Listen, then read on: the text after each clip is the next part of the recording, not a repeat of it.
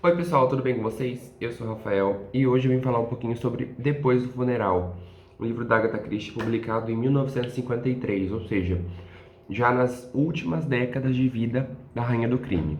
Lembrando, Agatha Christie nasceu ali em 1890, escreve o seu primeiro livro e publica ele em 1920, da Primeira Guerra Mundial, e ela falece em 1975, então ela vive 80, em 76, então ela vive todo esse período, tá?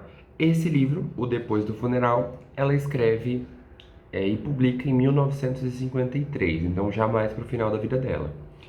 Depois do Funeral é um livro protagonizado, vamos dizer assim, por Hercule Poirot, ou seja, a gente vai ter a figura do detetive.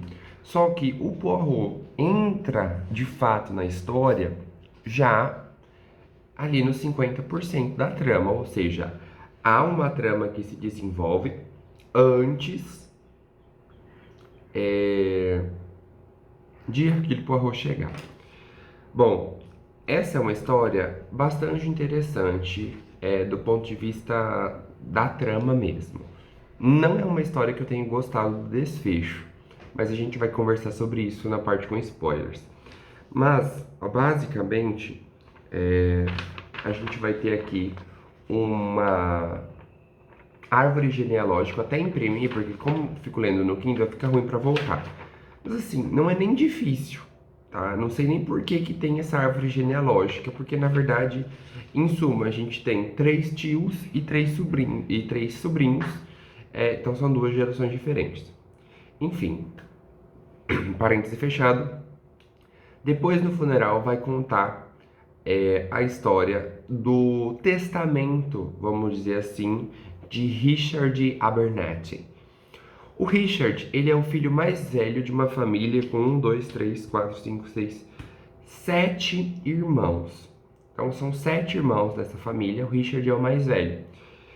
E eles são meio que donos de uma fábrica de produtos de sabão, ou sei lá, na minha cabeça era sabão, mas ele é dono de uma fábrica muito grande de loções.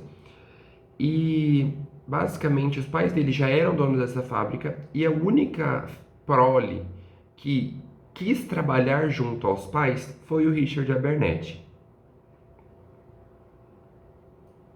o mais velho desses 7 irmãos. E nenhum dos outros quis trabalhar nisso. Os pais basicamente dividiram os espólios da família para os 7 irmãos, mais ou menos iguais, e deixaram a fábrica para o Richard Abernathy. Todos os 7 irmãos gastaram o dinheiro a ponto de sobrar muito pouca coisa, tá? E aí, no momento que a gente começa essa história, o Richard acabou de falecer. A gente tem um irmão dele, que é o Timothy, que é um velho salafrário. E a gente tem a Cora, que é a irmã mais novinha da família. Além dela, a gente vai ter uma cunhada desses dois, que é a senhora Lil Abernathy, que é a Ellen. E a gente vai ter 3 sobrinhos. A gente vai ter o George, a Susan e a Rosamund. A Susan e a Rosamund têm um marido cada um, que não são uma gente muito boa. E o George não tem esposa. E o George é um advogado meio trambiqueiro.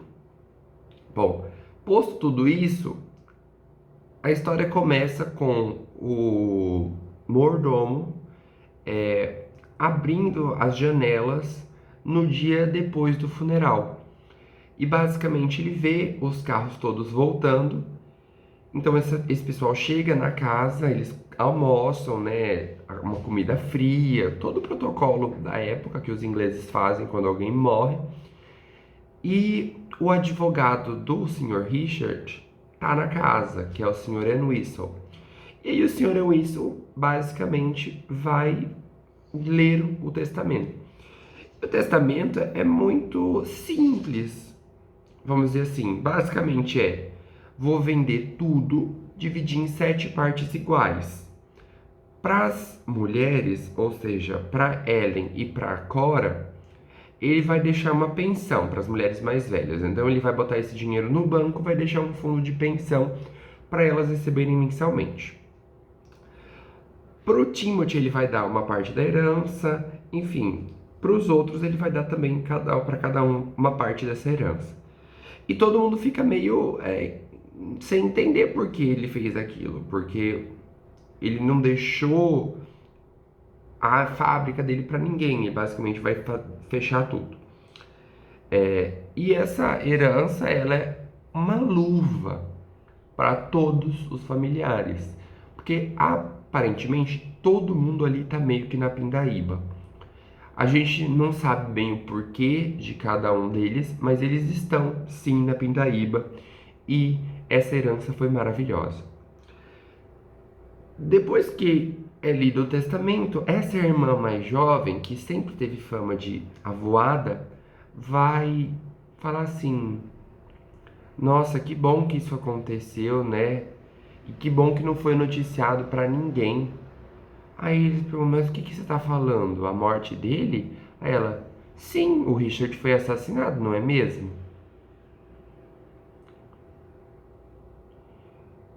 E é isso. Fica um grande mistério.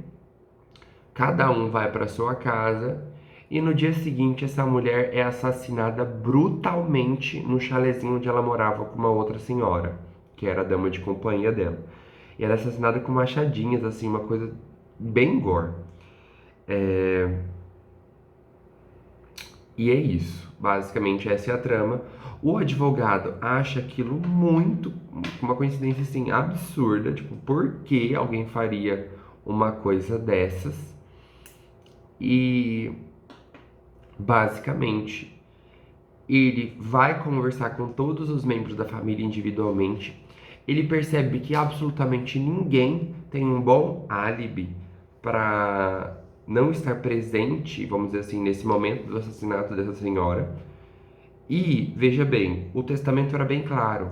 Caso alguém morresse, o dinheiro dessa pessoa seria redividido entre todos os outros.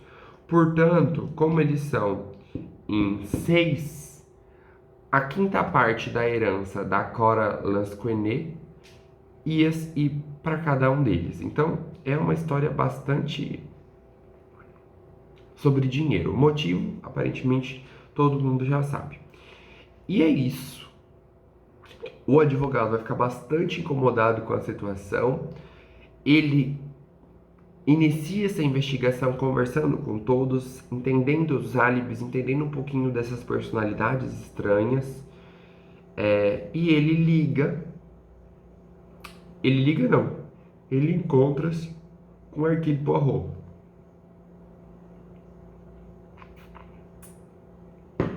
Que vai então aceitar essa investigação porque ele acha tudo muito estranho. Hercule Poirot já está em sua aposentadoria e tudo mais, mas ele vai ir atrás disso porque ele era um velho conhecido. Enfim, essa história vale a pena, sim. É um enredo que te prende porque você pensa quem é que matou e muita coisa passa pela sua cabeça enquanto leitor nessa tour. Ah, a- meu Deus, a Ju, é Ju? Do Ler Antes de Morrer, talvez não seja, a Isabela. Isabela do Ler Antes de Morrer publicou essa semana a mesma resenha e aí eu decidi ler por conta dela. E ela fala que é muito interessante como essas pessoas, elas são asquerosas e um pouco violentas na forma de tratar uns aos outros.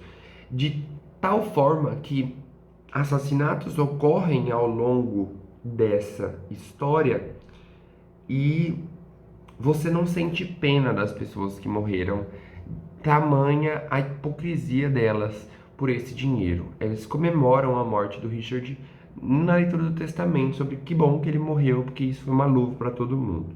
Então, elas são pessoas que, além de não terem álibis, elas não se ajudam.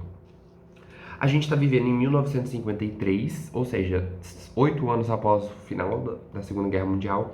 A gente ainda tem escassez de alimentos, realmente a gente consegue observar algumas informações que são jogadas ao longo do livro. Então, tem um plano de fundo histórico interessante. E é isso. Agora, que sono. Vou comentar com vocês, com spoilers, a resolução. Então, se você não leu o livro, vai ler e volte para que nós conversemos, tá? Sejam avisados, a partir de agora tem spoilers, se é que alguém assiste esse canal. Bom, eu não imaginava, apesar de estar vindo de ter lido algumas leituras da Agatha Christie, que exatamente a vítima mais provável é o assassino, eu não imaginava que essa cretina tinha feito isso, sabe? Eu imaginava, na verdade eu imaginei que uma coisa, mas todos são culpados. Eu pensei nisso, eles se juntaram para matar esse velho e ganhar essa bolada, porque é um mote muito bom o de todos estarem juntos para matar o velho. E só que assim, pensando um pouco ao contrário, é óbvio que ia ser essa velha, porque primeiro ela demonstra-se com uma informação privilegiada de quem poderia ter matado o Richard Abernathy, só que ela não conta em momento nenhum, tipo, fale logo, entendeu? Você tá correndo risco de vida, e ela não fala em momento nenhum. Então, a gente pode depreender que ela tá trocando o tempo todo.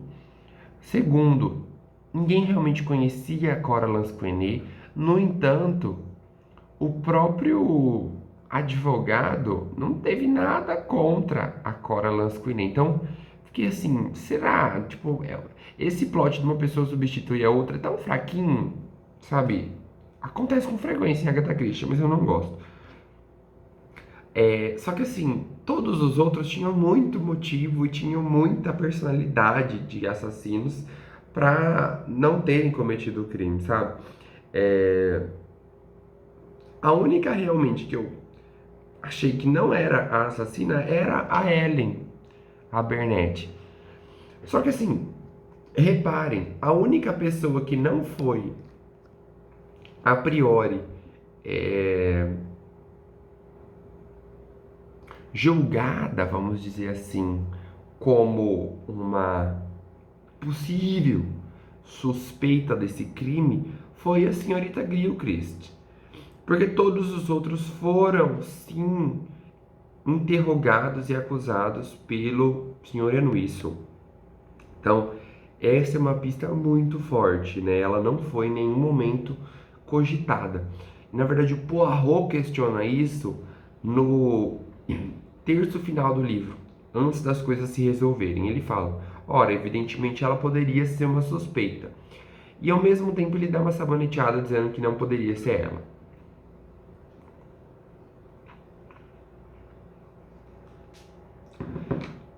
O motes do Poirot sendo o Sr. Pontarlier, muito bom também. A Rosamund mostrando que ela é sagaz e que ela ama o marido dela do mesmo jeito. Enfim, muita coisa acontece, mas eu realmente achei que esse era um livro em que as coisas aconteciam cada uma a seu tempo. Realmente. Eles não explicaram quem que estava na casa no dia que as freiras bateram lá. Será que era a Cora Lansquenet? Não sei, não consigo depreender sobre isso. Mas enfim, é um livro bastante interessante, não me agradou particularmente, no entanto, me surpreendeu. E é isso, gente, já tá longo demais. A gente se vê no próximo vídeo e tchau, tchau. Aqui, ó, eu imprimi isso aqui pra nada, porque nem útil é. Mas é isso. Adeus.